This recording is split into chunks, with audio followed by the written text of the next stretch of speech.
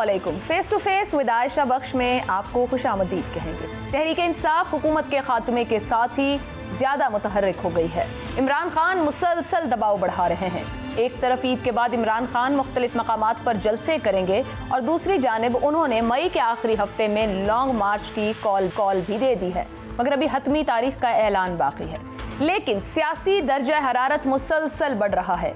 आज तहरीक इंसाफ ने नून लीग की मुबैना करप्शन पर एक वाइट पेपर भी जारी किया है। नून लीग जवाबन क्या सोच रही है? क्या हुकूमती जमातें भी ईद के बाद सड़कों पर निकलेंगी? और अगर इस सियासी अदम बर्दाश्त, बल्कि यूं कहिए सियासी नफरत के माहौल में अगर हुकूमत और तहरीक इंसाफ दोनों ही सड़कों का रुख करती हैं तो नतीजा क्या हो सकता है? हालात एक बार फिर धरने की जानिब जाते नजर आ रहे हैं। इस बार धरना किस कदर तवील हो सकता है और हुकूमत के लिए किस हद तक दबाव का सबब बन सकता है? इन सियासी मामलात के साथ साथ पंजाब में आईनी बहरान बदस्तूर जारी है। गवर्नर पंजाब ने वजीर आला की हल्फ बर्दारी से इनकार के बाद काबीना से भी हल्फ लेने से इनकार कर दिया है। एक माह पंजाब वजीर आला के बगैर ही रहा। कल से अचानक दो वजीर आला मिल गए हैं। हो क्या रहा है और हो क्या सकता है? इन्हीं निकात पर आज के प्रोग्राम में बात है। मुझे ज्वाइन कर रहे हैं हुकूमत की जानिब से मुस्लिम लीग नून के रहनुमा अली परवेज मलिक साहब, अपोजिशन असेंबलियों में नहीं है, खैर पाकिस्तान तहरीक इंसाफ से कमल शोजब साहिबा इस वक्त हमारे साथ मौजूद है। आप दोनों को खुशामदीद कहेंगे।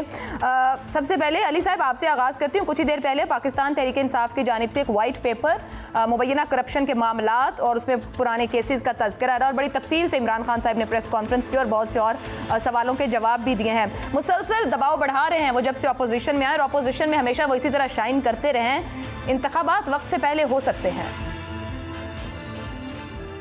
बिस्मिल्लाहिर्रहमानिर्रहीम। बहुत शुक्रिया आयशा, आपने अपने प्रोग्राम में याद किया।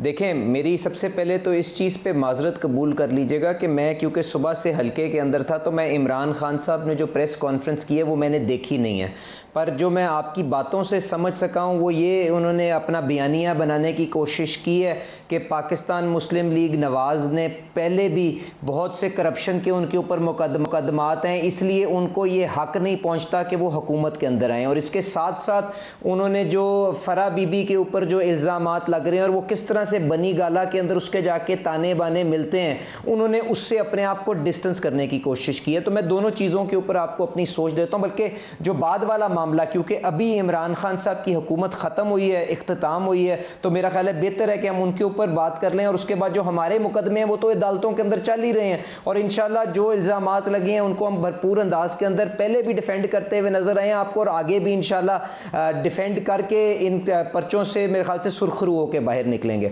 अब जो आपको समझने की ज़रूरत है आयशा, वो ये है कि पाकिस्तान तहरीक इंसाफ ने पिछले 3-4 साल के अंदर जो फलसफा प्रमोट किया है, जो एटीएम नवाज पॉलिसियां लेके चले हैं, उसकी सोच क्या थी?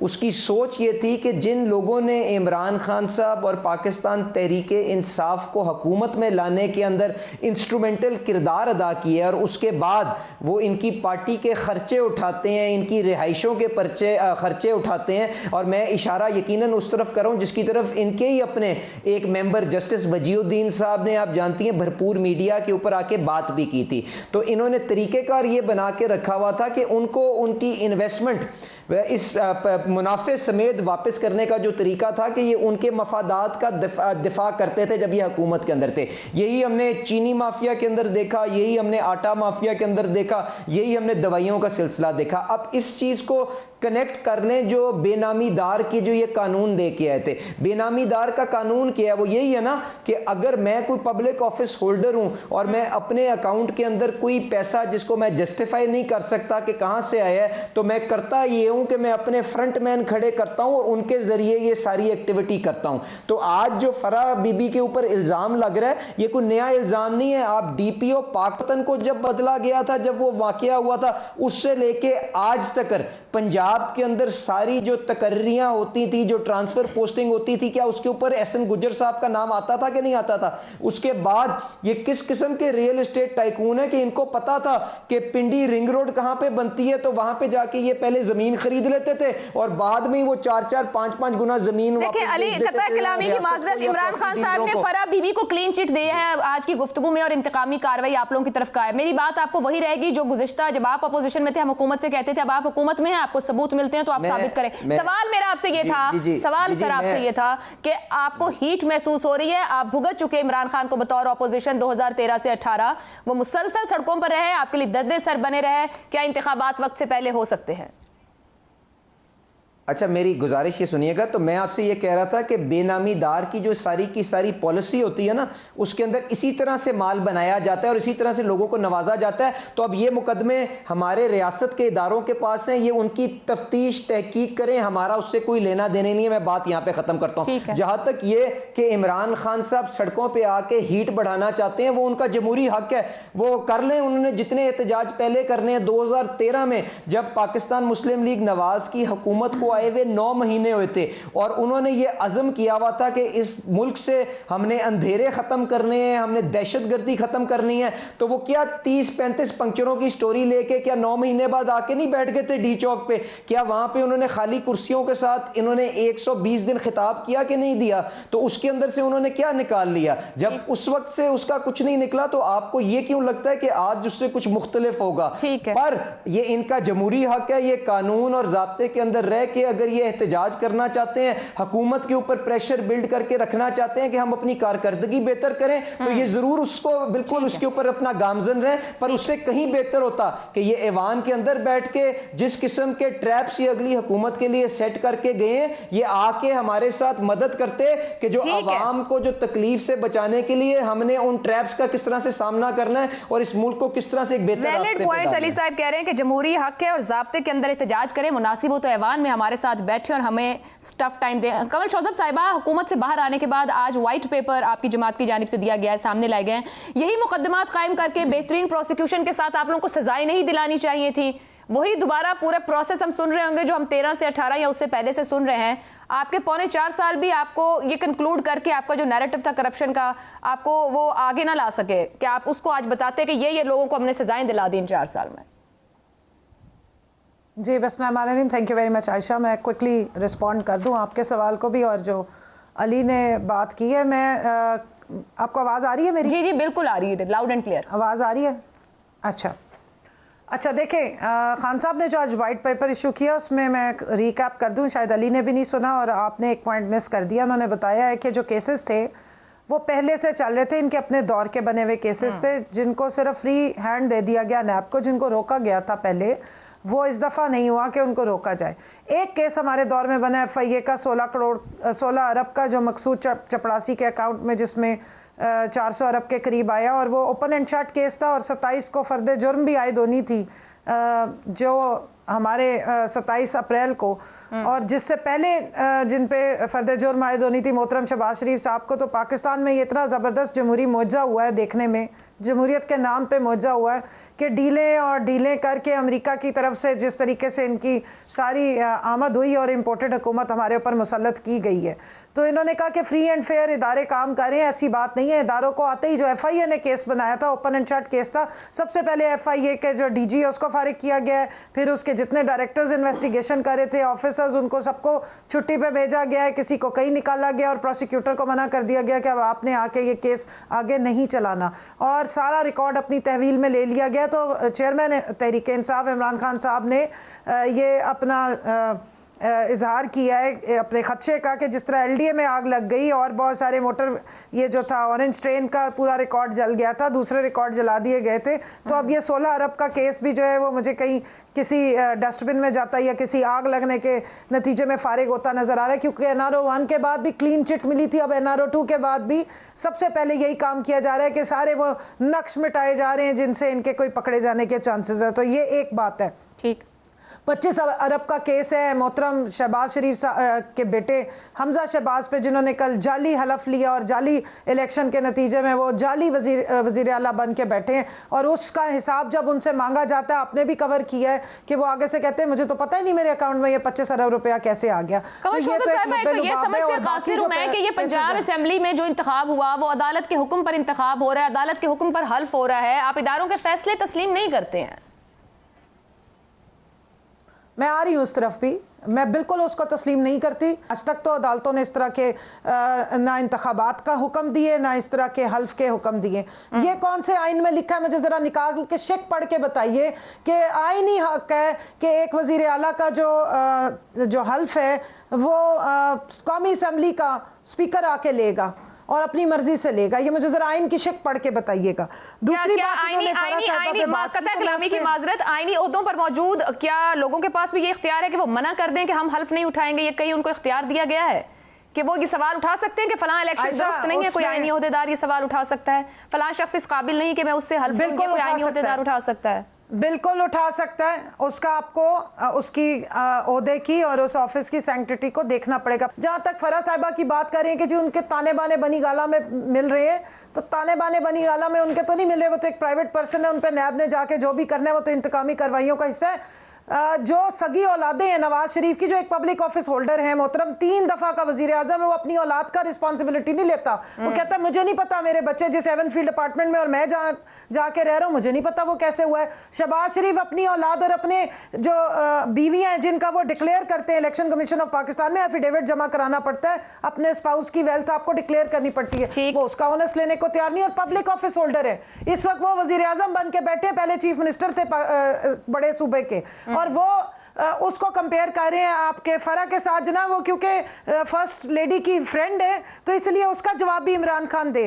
तो वो जो रेडी पे वहां पर जितने बाजार में लोग बैठते हैं बनी गाला में, तो क्योंकि बनी गाला में इमरान खान रहता है इसलिए वो सबका जवाब दे। आप अपनी औलादों का भी जवाब ना दे, अपनी बीवियों का भी जवाब ना दे। अच्छा, घर के मामला में अगर कमल साहिबा ये कहूं 4 साल बाद भी क्या पाकिस्तान तहरीक इंसाफ 4 साल की हुकूमत के बाद भी महज इल्जामात का सहारा लेगी? नए इल्जामात नहीं है, ये तो सॉलिड केसेस हैं। ये अदालतों पे जाके अटैक करें, सुप्रीम कोर्ट पे अटैक करें, जजेस को फोन कर करके और फैसले लिखवाएं। जस्टिस कयूम साहब का फैसला सारी दुनिया को याद होगा, वो ऑडियो लीक मैंने तो नहीं की थी, वो शहबाज शरीफ साहब की आवाज थी, आगे जस्टिस कयूम की थी।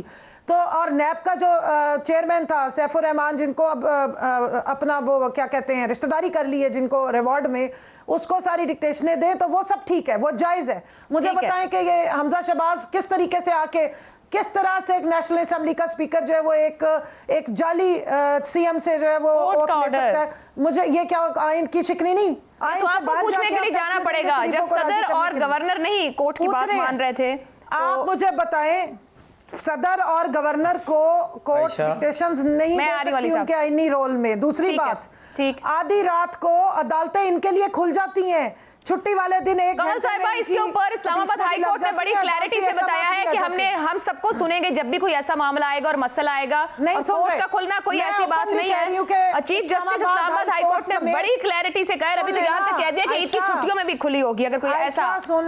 जी सुन ले, हमारी भी सुन ले। नहीं मैं आ रही हूँ आपकी तरफ, जो आई है ठीक है, जिन्होंने ब्लैकआउट किया हुआ है, अब तो हमें वैसे ही नहीं सुन रहे, कहते बड़ा शोर मचाते थे, हमने तो इनको फुल मौका दिया था पीटीवी पे भी, इन्होंने तो हमें हर जगह ब्लैकआउट किया है। ठीक है, मुझे बताइए कि अब मुझे अली साहब का पॉइंट लेने देना। कमल साहिबा खड़े रहे हैं, कमल साहिबा आप ही तो सुन रही हो, सुन ले 1 मिनट। ठीक है भाई जो अली परवेज मलिक साहब है, रशिया के ट्रिप के बाद ये भी बहुत अलमबरदार है कि अमेरिका को नाराज नहीं करना। ठीक है कमल साहिबा, मैं वापस आपकी तरफ आती हूँ। मुझे अली साहब को ऑन बोर्ड करने दें। बहुत सी बातें ऐसी हैं जिनकी जमीनी हकीकत देखना और अपने मुल्क के आईन और कानून को ऊपर रखना सबसे ज्यादा अहम है। सियासी मफादात अपनी जगह।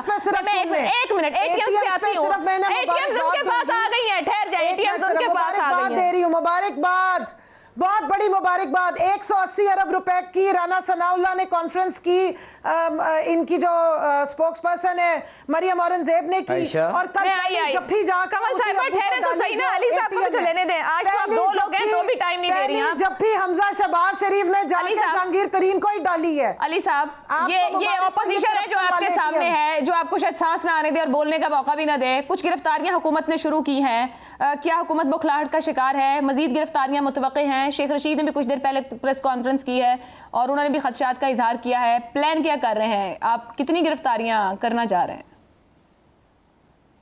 आयशा, बुखलाहट और गुस्सा कंवल का तो मुझे समझ आता है। मैं आपको यकीनन ये जिन गिरफ्तारियों की तरफ आप इशारा करिए उनका भी जवाब दे दूंगा। ना कोई घबराहट है ना कोई बुखलाहट है। जो घबराहट है वो सिर्फ और सिर्फ इस हद तक है कि ये जो पिछले नालायक हुक्मरान जिनसे हमने छुटकारा इस कौम को हासिल करवाया है ना, वो किस तरह से बारूदी सुरंगें यहां पे लगा के गए हैं इस हमारी आवाम के लिए। और मैं उनके ऊपर आ जाऊंगा और मैं जो चुप करके हौसले के साथ इनकी कहानी और ये जो सारा भाषण सुन रहा था ना, उसके पीछे बुनियादी वजह यह है कि मैं माहौल नहीं खराब करना चाहता, क्योंकि इस वक्त हमारी सारी की सारी तरजीह है कि अवाम की फलाह के लिए कुछ कर जाएं। जितना भी हमारे पास टाइम है उसके अंदर हम अब वो कोशिश कर लें। अब मैं इनके चंद बातों का जवाब दे दूं। देखें, गुजारिश ये है कि मुझे सबसे पहले इन्होंने कहा कि जी FIA का एक मुकदमा हमने बनाया, तो गुजारिश ये जो पिछली हुकूमत जो अपने मुखालफीन के ऊपर हीरोइनें डालती थी, इनसे जरा ये तो पूछ के मुझे बता दें कि नैब ने जो असासाजात केस बनाया था शहबाज शरीफ साहब के ऊपर, जिसके अंदर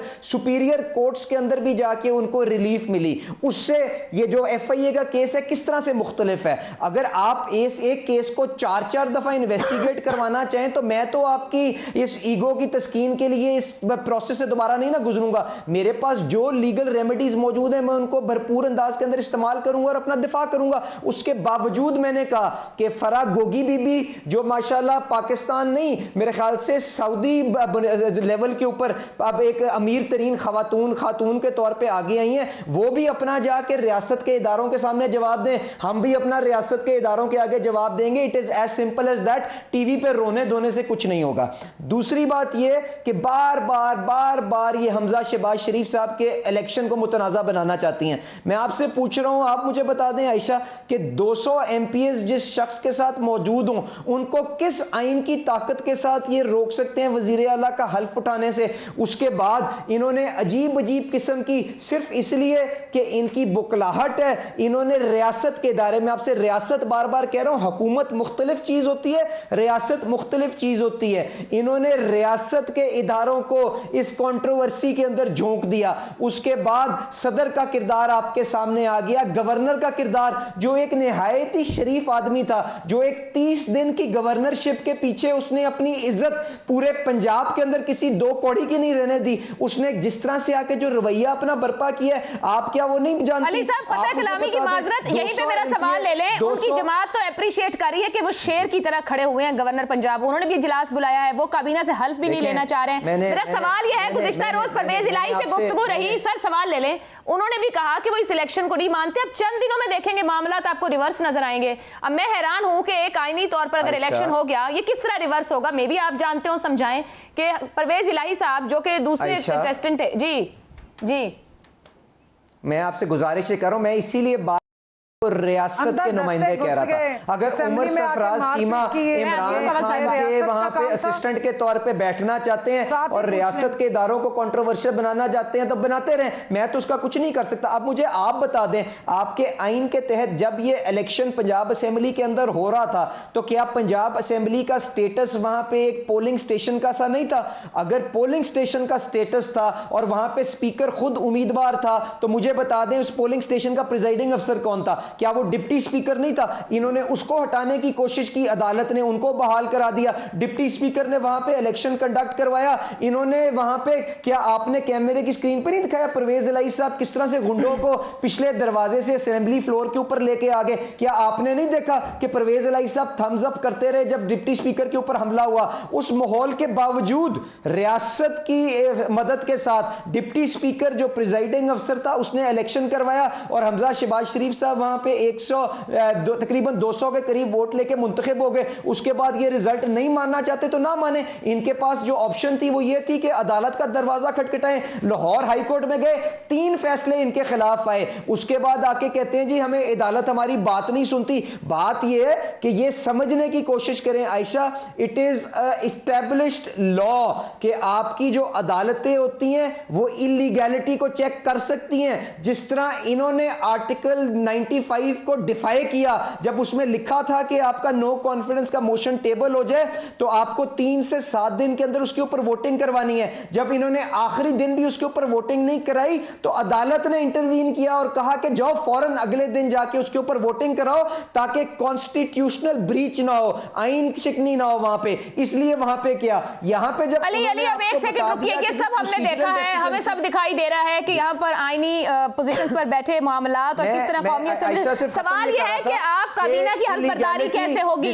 जिस तरह अली वो सब मामलात कोर्ट में जा रहे हैं, हमारी पार्लियामेंट साबित कर रही है कि वो अपने मामलात हल नहीं कर पा रहे हैं। अब सुन लेना, आप इतना टाइम उनको दे रही है, बस अदालतें जो है इलीगैलिटी को चेक करेंगी, इरेगुलरिटी को बिल्कुल चेक नहीं कर सकती। और जहां तक काबीना की हल्फ की बात है, इस मुल्क में जंगल का कानून नहीं है। ये अगर इसी किस्म के ओछे हथकंडे अपनाएंगे, कानून अपना रास्ता खुद बनाएगा और इसी तरह रियासत के इदारों को मजबूर किया जाएगा कि वहां पे जमहूरी जो आपकी मुंतखब होकर हुकूमत आई है उससे हल। मुझे एक ब्रेक की इजाजत दीजिए, आप पहुंच लेती हूँ, उसके ऊपर एक ब्रेक लेते हैं। ब्रेक के बाद वापस आएंगे तो बात करेंगे कि इस वक्त पीटीआई को लग रहा है कि उनकी बात नहीं सुनी जा रही है, लेकिन जो हुकूमती इत्तेहाद है, ये हुकूमत की साइड है, वो कह रही है कि कानून अपना रास्ता बना रहा है। दरअसल मामला है क्या, इस ब्रेक के बाद।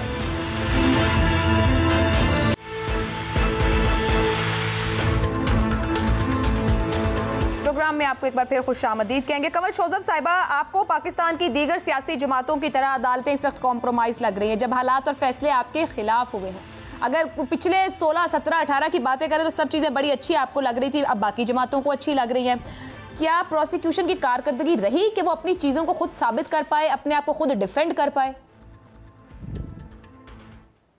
देखिए जी, हमें तो अच्छी, जब वो फैसले सही आ रहे होते हमने तो हमेशा माने, हमने तो अटैक नहीं किए, ना सुप्रीम कोर्ट पे किया ना किसी और अदालत पे किया। जहां पे पूरी 22 करोड़ अवाम की तौहीन हो रही है, आपकी आइन की तौहीन हो रही है। मुझे बताएं, आइन का आर्टिकल बता दें जहां पर ये लिखा हुआ है कि नेशनल असेंबली का स्पीकर आके अपनी मर्जी के चीफ मिनिस्टर से और ओथ ले लेगा। ये नहीं हुआ साहिबा, जो कासिम सूरी ने किया उस पर तो अदालत का फैसला मौजूद है कि वहां तो अदालत का फैसला मौजूद है कि आइन तोड़ा गया है।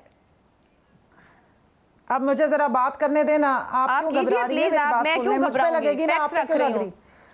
रियासत के इदारों को हमने कभी मैं लाइन नहीं किया ना, मैंने गुजरावाला में खड़े होके गालियां दी थी, वो मरियम बीबी थी जिसने खड़े होके नाम ले लेके सिटिंग चीफ को भी बुरा भला कहा था, उस वक्त के DGISI को भी कहा था, और जितने हैं उनकी जो ऑडियोज और वीडियोस बनाई हुई है वो भी मरियम बीबी की कारस्तानी है। मैंने तो किसी की ना, मेरे पास प्राइवेट उनके घरों की कोई वीडियोस हैं जिसपे मैं उन्हें ब्लैकमेल करती हूँ। मरियम बीबी की तो ऑन रिकॉर्ड स्टेटमेंट्स मौजूद है कि मेरे पास सबकी वीडियोस है और ऐसी वीडियोस हैं कि उस पर मैं उन्हें आराम से ब्लैकमेल कर लूँ। दूसरा, मुझे बता दें कि मदीना शरीफ में मेरा भाई तो हसन नवाज है नहीं, अल्लाह का शुक्र है कि ऐसा भाई नहीं है मेरा जो वहां बैठ के जाके 50 करोड़ रुपए की जज अरशद मलिक को रिश्वत पेश करे। और फिर मदीना में मस्जिद नबवी की कोई बेहरमती नहीं होती जहां पे आप नबी पाक सल्लल्लाहु अलैहि वसल्लम की तालीमात से मुनरिफ होकर रिश्वत ऑफरें कर रहे हो। तो दूसरी बात यह है कि 27 अप्रैल को जिस शख्स के ऊपर फर्दे जुर्म आयद होनी थी उसकी कमर में बड़ी तकलीफ हुआ करती थी, वो एम्बुलेंस पे जाया करता था। अब आपने देखे माशाल्लाह कैसे भागे दौड़े फेरे, 7 बजे उठा लो, 8 बजे उठा लो।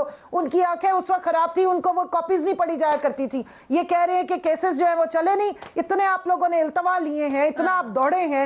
एक शख्स व्हीलचेयर पे आया करता था जिसका नाम मोहतरम जरदारी है, दूसरा एम्बुलेंस लाया करता था, कहते थे मैं बहुत बूढ़ा हूँ, बुजुर्ग हूँ। ये खुद कहते रहे कि वो बुजुर्ग है। ये तो आपके सियासी मुखालिफिन हैं, आप बयान दे, लेकिन थोड़ी सी अब जमीनी हकीकत की तरफ आते हैं। आप इदारों पर बात कर रहे हैं, क्या पाकिस्तान तहरीक इंसाफ आज भी इमरान खान साहब ने कहा इलेक्शन कमीशन सुन ले, ये बयान नहीं है, ये तो हकाइक है, आपने खुद देखा है। ये कुर्सी आप लोगों ने साल 1.5 साल अंदर रखे, अब हम क्या कहें, आपके दौरे हुकूमत में वो जेलों में वक्त गुजार के बाहर आ गए और फिर आपका दरपेशर बन गए। दूसरा, अली साहब ने कहा, अली ने कहा कि माइंस लगा के गए। मेरे भाई, हम आपके लिए कोई माइंस नहीं लगा रहे थे क्योंकि आपने हुकूमत का तख्ता शबो खून मार के आधी रात को कॉन्स्पिरेसी का हिस्सा बन के गिराया है। हमने माइंस नहीं लगाई थी, हम तो पाकिस्तान स्मूथ चला रहे थे। अब अली के सवाल का जवाब मेरे सवाल पर आ जाए ना, मेरा सवाल पूरा सुन ले। बिजली, मुझे 1 मिनट सिर्फ पूरा, क्या बिजली हम शॉपरों में पैक करके बनीगाला शिफ्ट कर दी है? क्यों नहीं आपसे बिजली कंट्रोल हो रही? लोड शेडिंग क्या तेल की कीमतें ये उस वक्त valid नजर point आती है। थी जब शाहिद खाकान अब्बासी और मिफ्ता इस्माइल कहते थे 75 रुपए लीटर करो क्योंकि महंगाई बहुत है, आप महंगाई नीचे लाएं। आज आप कह रहे हैं कि जी माइंस लगा दिए। उस टाइम पे आप महंगाई का रोना किस खुशी में रो रहे थे जब आप हमें कहते थे, अब आप कहते हैं 252 रुपए लीटर होना चाहिए। आज IMF के सामने लेट गए, स्टेट बैंक के खिलाफ आपने पूरी तहरीक चलाई कि जी पूरी और जो कर रहे हैं आप उसकी इंडिपेंडेंस वो गलत है। आज मिफ्ता इस्माइल अपने मुंह से कह रहे हैं कि बिल्कुल ठीक है, हम इसको रिवर्स नहीं करेंगे। अब मेरा कोई आटा, सवाल चावल, भी ले चीनी, लें। चौल को तो पहली जफ्फियां आपने जाके डाली। चोर तो मैं सुन ही रही हूँ, 180 अरब मेरा रुपए सवाल का भी चोर तो ले। आपके साथ बैठा है। 180 अरब रुपए का चोर तो आपकी कमल हुकूमत साहिबा, बनवा रहे हैं, उसको इल्जाम पकड़ नहीं के मैं अंदर लगा बंद करें। सकती हूँ। जिसको अदालत बताइए। कहेगी चोर वो चोर है, जिसको अदालत कहेगी सादिक और अमीन नहीं वो सादिक और अमीन नहीं, जिसे कहेगी मैं वो नहीं है ये कहती। अदालत। जिसको इमरान मेरा खान आपसे के सवाल ये है, साहब कहेंगे वो है। आपसे मेहरबानी अब आप मेरा सवाल ले बयान लें। है।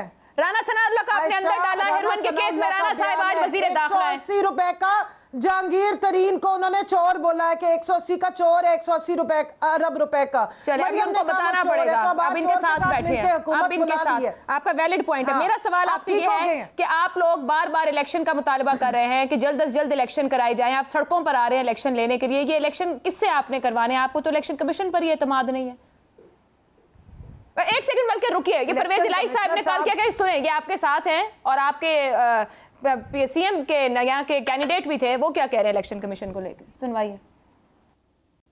आपको चीफ इलेक्शन कमिश्नर पर एतराज है मुस्लिम लीग काफ को? नहीं, हमें कोई नहीं एतराज। लेकिन जो इंतखाबी इस्लाहात की बात हो रही है, आप लोग उसका हिस्सा बनेंगे?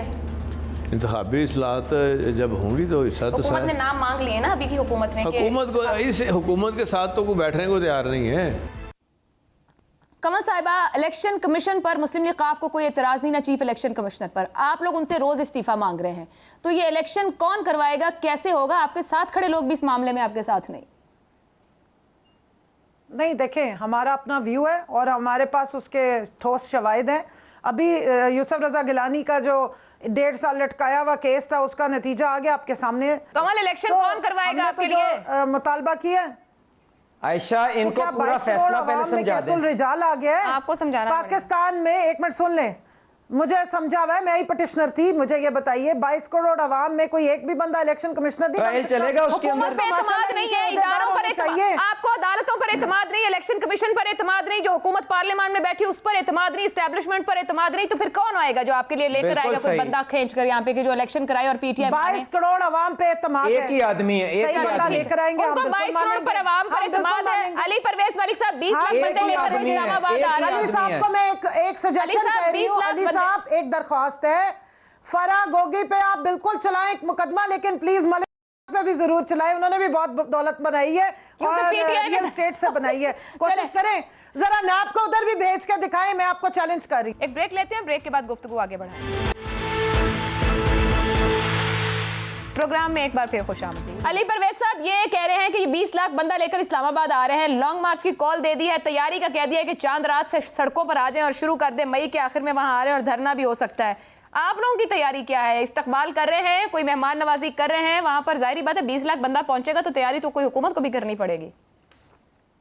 इन्होंने राना सनाउल्लाह को दिया तैयारी करने के लिए, जो एफआईआर कट रही है, मुझे सवाल किया, मैं जवाब दे दूं, वरना मैं खामोश हो जाऊं तो आप बोल दें। एक सवाल पूछना है। कमल साहिबा, मेरा सवाल आपने गुम कर देना है। मेरा सवाल, एक और सवाल साथ ले लें, एक ज़िमनी सवाल है। जो वाकया हुआ सऊदीया में, उसकी हदूद फैसलाबाद के किस थाने में लगती है जहां से एफआईआर कटी है? मुझे सिर्फ ये समझा दे, मुझे समझ नहीं आ रही। जी अली प्लीज।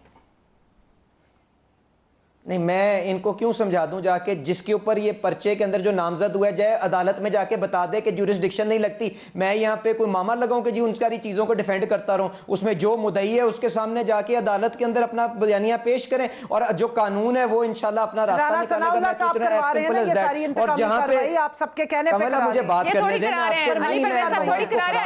अली साहब को बात करने दें। जी अली साहब मुझे बताइए, इस्लामाबाद आ रहे हैं, धरने दिया जाएगा इनको आने के लिए? समझ नहीं आ रही कमल साहिबा थोड़ा तहम्मुल, उनको बात तो करने दे, वो आपको ही रिस्पॉन्ड कर रहे हैं। मैं कह रही हूँ अली साहब एक समझदार रीजनेबल आदमी है। ये अपनी पार्टी के एक्सट्रीमिस्ट फाशिस्ट माइंडसेट के जो इनके ओहदेदारान है उन्हें समझाएं थोड़ा सा। कमल ना करें कमल। बात ये देखें, मैं आपसे आयशा, मैं एक गुजारिश जो आपसे करना चाह रहा हूं कि आपको इस वक्त माशी सूरत हाल मालूम है कि जिस मुल्क या जिसको जो मुल्क को क्या ये बैंकरप्सी के दहाई पे छोड़ के गए हैं कि नहीं गए हैं? आपके पास $10.5 बिलियन बिलियन डॉलर नहीं अली, आप ये बात नहीं कर सकते। आप लोगों ने 3.5 साल रोना रोया था, आपके पास कोई प्लान नहीं था, तो आपने हमारी हुकूमत के खिलाफ गलत प्रोपेगेंडा किया। आज आप माने ये बात? कंवल साहिबा उनको बात तो कर लेने आप महंगाई का गलत रोना रोते रहे। प्लान तो आपके पास भी नहीं था कंवल साहिबा, आपके अपने वजीर नहीं टिक सके हैं, IMF जाना नहीं था, IMF का प्लान लेट हो गया, उसके बाद 5.6 की ग्रोथ रेट दे दी ना। आज IMF ने एक्नॉलेज की 5.6 की ग्रोथ रेट, और वर्ल्ड बैंक ने भी। कंवल साहिबा अगर इकोनॉमिकली कंडीशंस बहुत अच्छे होते हैं तो फिर मेरा ख्याल से आपके साथ ये मामला बनते ही ना जो बन गए। जी अली परवेज साहब, बड़ी माजरत मेरी, प्लीज कंटिन्यू कीजिए। इनके आने से बने हैं, इकोनॉमिक मेल्टडाउन इनके आने से शुरू हुआ है। ये जो मसला है, ये गुस्सा बुकलाहट से कहीं आगे नफ्सियाती हो गया है। मैं आपसे निहायत ही एहतरामन गुजारिश करूंगा, अपने प्रोग्राम के सेगमेंट्स बना लें। एक सेगमेंट के अंदर कंवल साहिबा को अपने दिल का जो इनके दिल पे बोझ है वो हल्कान करने दे। मैं आपसे अगले सेगमेंट में आके आपके सवालों के जवाब, बल्कि जो कंवल साहिबा सवाल उठाएंगी वो भी मेरे सामने पेश करिएगा, मैं उनके भी जवाब दे दूंगा। मुझे बहुत दुख है कंवल साहिबा, मुझे शदीद दुख है कि गुलाम हमारे ऊपर मुसल्लत कर दिए गए और हमें इनडायरेक्ट अमेरिका के कंवल साहिबा प्लीज, आप सब लोग इलेक्टेड मेंबर्स हैं, पार्लियामेंट का हिस्सा है ना, आप लोग एक दूसरे का एहतराम करते हैं ना, अपना एहतराम करते हैं। मैं कसम से जी अली साहब बिल्कुल इस वक्त इलेक्टेड मेंबर नहीं हूं, मैं तो रिजाइन कर चुकी हूं। चलें ये भी पता चलेगा आप पहले भी नॉमिनेटेड थी। चलें आप आ जाए। आप गुजारिश इस तरह से आयशा कि मुझे बताएं ये किसको इक़दार और अखलाकियात की यहां पे दर्स दे रही हैं। मुझे बताएं जब ऐसे हुक्मरान इस कौम के ऊपर आए हों जो अपने इक़्तिदार को तूल देने के लिए इस मुल्क के जो नेशनल इंटरेस्ट हैं, इस मुल्क की जो खारजा पॉलिसी है वो निकाल के जलसों के अंदर टॉक शोज की जीनत बना दे, तो मुझे बताएं इस कौम का क्या जो बदहाली आप इर्द गिर्द देखती हैं इसके अलावा कोई मुख्तलिफ हालात हो सकते हैं? जो हालात ये छोड़ के गए हैं, मैं आपको 3-4 चीजें बता देता हूं, उसके बाद आपको समझ आ जाएगी कि किस किस्म के चैलेंजेस के लाए हुए हालात हैं। मैं बताने कमल साहिबा उनको बोलने तो दें, उनको बोलने तो दें। आप लोगों के साथ आई है, हमने पाकिस्तान स्टेबल कर दिया था, आपने इसलिए रात को शब महीना नहीं हुआ, आप कह रही हैं उनके साथ आए हैं। अपने 4.25 साल के ऊपर तो इमरान खान साहब भी बात नहीं कर रहे कि मैंने क्या किया। 4.25 साल के साथ आए हैं जी। मुझे तो हंसी आ रही है, मुझे तो हंसी आ रही है। प्रोग्राम का टाइम खत्म हो जाएगा कमल टाइम 15.5% महंगाई लेकर आ गए। ये तो ठीक है। 3 बातें क्या प्लान है इनके पास? अली प्लान दे दे क्या है? मैंने बताया आपको, मैंने बताया मसला नफ्सियाती हो गया हुआ है। अपने प्रोग्राम के सेगमेंट्स बना लें, उसके अंदर आप अपने जो मर्जी सवालात उठाएं, मैं आपके जवाब देने को तैयार हूं। मैं किसी किस्म की कोई ना बदतमीजी करना चाहता हूं। सवाल का जवाब नहीं आ रहा। मैंने इलेक्शन पूछा कैसे होगा, अरेस्ट हो रहे क्या होगा, मेरी कॉलीग रह चुकी है, मैं कोई बदतमीजी नहीं करना चाहता इनके साथ। किसी भी सवाल का जवाब नहीं आ रहा, सिर्फ इल्जामात पे गुफ्तगू हो रही है। चाहता हूं कि ये किस दोहराए के ऊपर इस मुल्क को छोड़ के गए, मैं सिर्फ इतनी बात करना चाहता हूं। जी अली साहब, आपने हमें इल्जाम लगाया कि IMF की हुकूमत है, आप लोगों की IMF पे क्या पॉलिसी? सब कुछ तो मान के आ गए हैं। सुन तो लेने दें कंवल साहिबा, आप लोग भी मान के बैठे थे। दिसंबर में जो मिनी बजट आया वो क्या आप लोगों ने क्या कि हम सबके ऊपर जो रखा था? भाई ये तो हुकूमत इन्होंने गिराई, महंगाई के रोने पे थी ना, तो उनको सुन तो ले। अब गिरा दिया उन्होंने, हुकूमत उनकी बन गई है, अब उनको सुने भी ना हम। अब तो उनकी जिम्मेदारी है, अब उनकी जिम्मेदारी है। ये मुसल्लत आपके लिए तो अच्छा हो गया कंवल साहिबा, अगर कोई लूप होल्स थे तो वो आगे निकलेंगे। अब इनकी जिम्मेदारी बन गई, जवाब इन्होंने देना है जब इलेक्शन होगा। ये तो ज्यादा मुश्किल में फंस गए। जी अली प्लीज, आखिरी 2 मिनट है, अब कह दें जो कहना है। अगर आप उनका माइक बंद करेंगी तो मैं बात करता हूं, वरना ये 2 मिनट भी उनको दे दें। मुझे नहीं पता आप क्या प्रोग्राम में ये चलाएंगी और क्या करेंगी, क्योंकि मैं तो यहाँ पे ना इस किस्म की बदतमीजी करूंगा, ना मैं ये बेहुदगी के अंदर हिस्सा अच्छा कमल साहिबा प्लीज अली साहब का पॉइंट सुन लें। जिस सूरत हाल पे ये मुल्क को हमारे जिम्मे दे के गए हैं ना, उस वक्त आपके पास ऑफिशियल रिजर्व्स जो हैं $10.5 बिलियन हैं। उसमें से $10 बिलियन वो है जिसको आप हाथ नहीं लगा सकते, अपने दोस्त ममालिक से आप लेके आए हैं सिर्फ बैलेंस ऑफ पेमेंट सपोर्ट के लिए। तो मुझे बताएं उसके बाद हमारे पास क्या कोई ऑप्शन रहती है कि IMF के अलावा किसी और जगह पे जाके ये जो डॉलर की बैंकरप्सी और जो श्रीलंका के अंदर सूरत हाल है, उस तरह की सूरत हाल से बचाने के लिए पाकिस्तान कहीं और से ये पैसे पैसे इकट्ठे करें। हम दोबारा अपने दोस्त ममालिक के पास भी जा रहे हैं, IMF के पास भी जा रहे हैं, ताकि इस मुल्क को बैंकरप्सी से बचा लेंगे। पहली चीज। दूसरी बात ये याद रखिएगा कि जिस किस्म के अंदरूनी खसारे ये हमें दे के जा रहे हैं ना, पाकिस्तान मुस्लिम लीग नवाज का आखिरी साल जो इलेक्शन का साल था उसमें 2200 अरब का खसारा था, 5,500 अरब रुपए का ये खसारा होगा इस साल अकेले के अंदर। उसके बाद ना आपके पास वहां पे पैसे मौजूद होंगे कि कोई आप अपने प्रोग्राम को फंड कर सके, ना आप एहसास को फंड कर सकेंगे। आपको दोबारा मिनी बजट लेके आएंगे इन खसारों को कंट्रोल करने के लिए। और ये उसके ऊपर जो पेट्रोल के ऊपर 100 अरब रुपए महीने की सब्सिडी देके गए हैं। मुझे आप बताएं, वफाकी हुकूमत के चलाने का खर्चा 500 अरब और 100 अरब महीने का, जिसका मतलब है सालाना जो सब्सिडी पेट्रोल के ऊपर आप बड़ी बड़ी गाड़ी वालों को दे के गए हैं उसका तखमीना 1000 अरब से ज्यादा। तो मुझे बताएं मुल्क कैसे चलेगा। तीसरी बात, जो आपके बिजली का निजाम ये दरम बरम करके गए हैं, जिन सालों के अंदर जो फाइनेंशियल ईयर एंड 2020-2021 ईंधन की कॉस्ट जो थी 6 रुपए की थी, उन 2 सालों के अंदर ये जो गर्दिशी कर्जा है 2 गुना करके गए हैं। आज तो तेल भी $100 का है और डॉलर भी ये 200 के ऊपर पहुंचा के गए हैं। तो उसके बाद आज ईंधन की कॉस्ट 13-14 रुपए आ रही है। इसीलिए हम उन पावर प्लांट्स को पैसे नहीं मुहैया कर पा रहे, जिसकी वजह से लोड शेडिंग हो रही है। लोड शेडिंग कंट्रोल कर लेंगे। हम इन सारी प्रॉब्लम से बखूबी वाकिफ हैं, इनकी बदनीयती से भी वाकिफ है कि किस तरह से ये बारूदी सुरंगें लगा के गए, और ईमानदारी के साथ पुख्ता हमारे पास ये यकीन है, अज़म है कि हम इन चैलेंजेस का सामना करेंगे और लोगों को ठीक है। बहुत बहुत शुक्रिया अली परवेज मलिक साहब, कमल शोजब साहिबा। प्रोग्राम मौजूदा हुकूमत कहती है कि बारूदी सुरंगें लगा गए, पता नहीं मुल्क कैसे चलेगा। अज़्म मौजूद है, और गई हुकूमत कहती है कि अगर नहीं चलता या समझ नहीं आती तो गिराया क्यों, हम तो बड़ी ग्रोथ देकर गए थे, फैसला आपने करना है। इजाजत दीजिए, अल्लाह हाफ़िज़।